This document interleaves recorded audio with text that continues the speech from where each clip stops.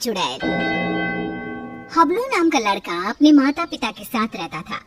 हबलू के 2 छोटे छोटे भाई बहन थे और उसका परिवार बेहद ही गरीब था। माता पिता कपड़े धोने का काम करते थे, जिससे उनका गुजारा बड़ी ही मुश्किल से चलता था। कुछ दिनों से हबलू के माता पिता की तबीयत खराब होने की वजह से उसे ही नदी पर जाकर कपड़े धोने पड़ते थे। एक दिन की बात है, हबलू नदी के किनारे बैठकर कपड़े धो रहा था। ये जिंदगी भी कोई जिंदगी है, लोगों के कपड़े धोना। अगर कपड़े अच्छे से ना धुले तो लोग कितना सुनाते हैं और ऊपर से उल्टा पैसे भी नहीं देते।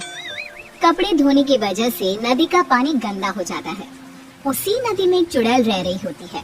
जब वो नदी का पानी गंदा देखती है तो गुस्से से पागल हो जाती है। कौन है जो मेरे रहने की जगह को गंदा कर रहा है? अभी जाकर बताती हूँ उसे।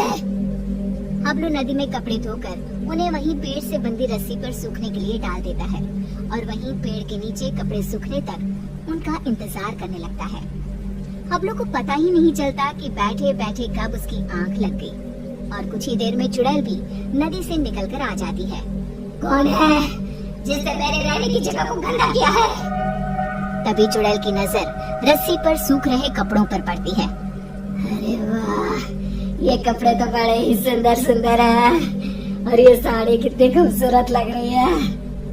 तभी चुड़ैल अपने पहने हुए कपड़े देखती है। मेरे कपड़े कितने गंदे हैं, हम लोगों को तो अच्छे कपड़े पहनना नसीब में ही नहीं होता। तभी चुड़ैल कपड़े देखकर सोचने लगती है, क्यों ना इनमें से एक कपड़ा चुरा कर मैं पहन लूं, कौन सा इस लड़के को पता चलेगा। चुड़ैल जल्दी से रस्सी से एक साड़ी उतारती है और नदी में ले जाकर पहन कर देखती है। ये साड़ी मुझ पर कितनी खूबसूरत लग रही है, इसमें तो मैं एकदम हूर की परी लग रही हूँ। फिर कुछ देर बाद हबलू की आंख खुलती है। उसे पता नहीं चलता कि कब शाम हो गई। अरे शाम हो गई, समय का पता ही नहीं चला। अब जल्दी से कपड़े उतार कर घर चलता हूँ, नहीं तो रात हो जाएगी। हबलू रस्सी से कपड़े उतार कर घर चला जाता है और घर जाकर कपड़ों की गिनती करके उन्हें एक गठरी में बांधने लगता है। 1 2 3 और ये 5 और ये 9, ये कैसे हो सकता है? मैंने तो 10 जोड़े कपड़े धोए थे, इनमें तो एक कम है। दोबारा गिनता हूँ, कहीं मुझसे कपड़े गिनने में भूल ना हो गई हो। हबलू एक एक करके दोबारा कपड़े गिनने लगता है, पर इस बार भी कपड़े 10 जोड़े की जगह 9 जोड़े थे। कपड़े कम होने की वजह से वो परेशान था। ये सब सोचते सोचते उसे कब नींद आ जाती है पता ही नहीं चलता। अगली सुबह हबलू फिर से कपड़े लेकर नदी पर धोने के लिए चला जाता है और जैसे ही वो कपड़े धोने लगता है, नदी का पानी कपड़े धोने की वजह से फिर से गंदा होता है। ये देखकर नदी में रह रही चुड़ैल आग बबूला हो जाती है। ये लोग मुझे चैन से रहने भी नहीं देते। आज फिर ये लड़का कपड़े धोकर मेरी रहने की जगह गंदा कर रहा है। आज मैं ऐसा सबक सिखाऊंगी कि ये कपड़े यहाँ धोना ही भूल जाएगा।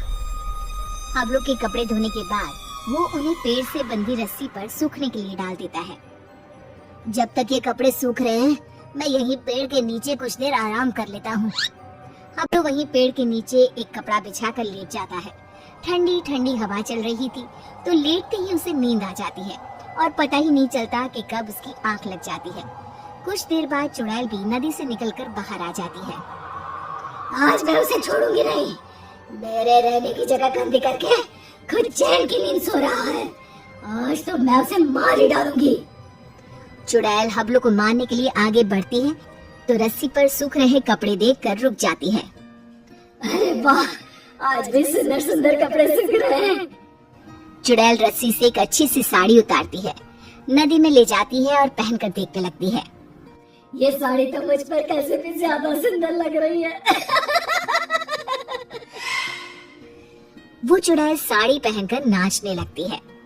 मेरा पिया घर आया ओ राम जी, मेरा पिया घर आया ओ राम जी। अब तो जब भी कपड़े धोकर सुखाया करेगा, मैं चुपके से जाकर इसके कपड़े चुरा लिया करूंगी और पहन लूंगी। इस लड़के को पता भी नहीं चलेगा कि उसके कपड़े कौन चुरा कर ले जाता है। और अगले दिन नदी का गंदा पानी देखकर चुड़ैल फिर से बाहर आती है और फिर से देखती है। ये लड़का आज भी कपड़े सुखाकर सो रहा है। इस तरह से चुड़ैल हर रोज चुपके से जाती, एक अच्छा सा कपड़ा उठाती, नदी में ले जाती, पहनकर देखती और खुश होती। जब हबलू सोकर उठता तो वो एक जोड़ी कपड़े गायब पाता। कपड़े चोरी होने की वजह से हबलू बहुत ज्यादा परेशान हो जाता है। समझ में नहीं आ रहा कि मेरे कपड़े कौन चुरा कर ले जाता है। अगले दिन हमेशा की तरह वो कपड़े धोता है और उन्हें पेड़ से बंधी रस्सी पर सूखने के लिए डाल देता है और पेड़ के नीचे कपड़ा बिछाकर लेट जाता है।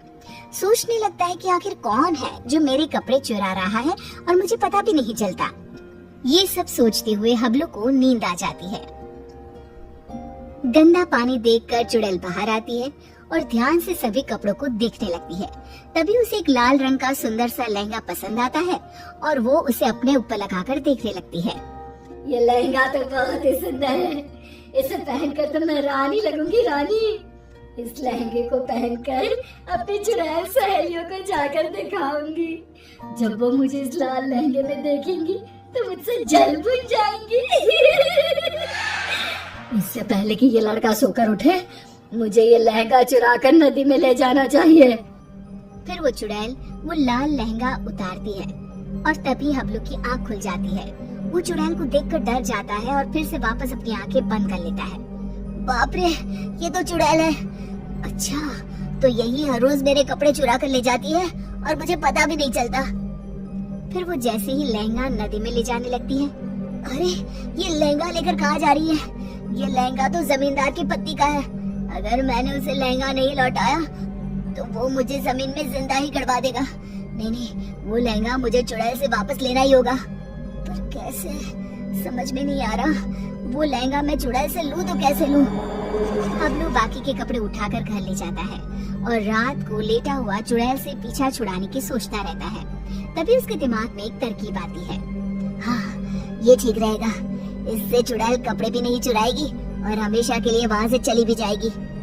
फिर जैसे ही सुबह होती है, हबलू हमेशा की तरह कपड़े धोकर रस्सी पर सूखने के लिए डाल देता है और पेड़ के नीचे जाकर सोने का नाटक करने लगता है। लगता है आज फिर इस लड़के ने कपड़े धोए हैं। चुड़ैल नदी से निकलकर बाहर आती है तो देखती है कि रस्सी पर केवल आज दुपट्टे ही दुपट्टे सूख रहे हैं। ये क्या, आज सिर्फ दुपट्टा? कोई बात नहीं, आज मैं इसे ही ओढ़ लेती हूँ। जैसे ही चुड़ैल रस्सी से दुपट्टा उतार कर ओढ़ती है, उसके पूरे शरीर पर खुजली होने लगती है। मर गई है, ये मुझे खुजली क्यों हो रही है? अरे कोई तो कुछ तो करो। हबलू आंखें बंद करके सब कुछ देख रहा होता है। अब आएगा मजा। बड़ा रोज कपड़े चोरी करके पहनती थी, अब पहन कर देख कपड़े। आज इस चुड़ैल को पता चलेगा कपड़े चोरी करके पहनने का नतीजा। आज के बाद ये कपड़े चोरी करना भूल जाएगी और फिर कभी जिंदगी में किसी के कपड़े नहीं चुराएगी। चुड़ैल इधर उधर भागने लगती है। खुजली, अरे बचाओ, मेरे शरीर पर खुजली हो रही है। अरे मर गई है। अरे कोई तो मुझे बचाओ, मुझे नहीं पहनना ये दुपट्टा। अरे इससे तो मेरे शरीर पर खुजली होने लगी है। अरे मुझे नहीं चाहिए इस लड़के के कपड़े। हाँ, चुड़ैल नदी में जाती है और सारे कपड़े लाकर वहीं डालकर भाग जाती है और फिर वो हबलू तो क्या, किसी और को भी कभी परेशान नहीं करती। ऐसे ही नए नए वीडियो देखने के लिए सब्सक्राइब कीजिए। कुलदीप कार्टून को बेल आइकॉन दबाना न भूले। Thank you for watching.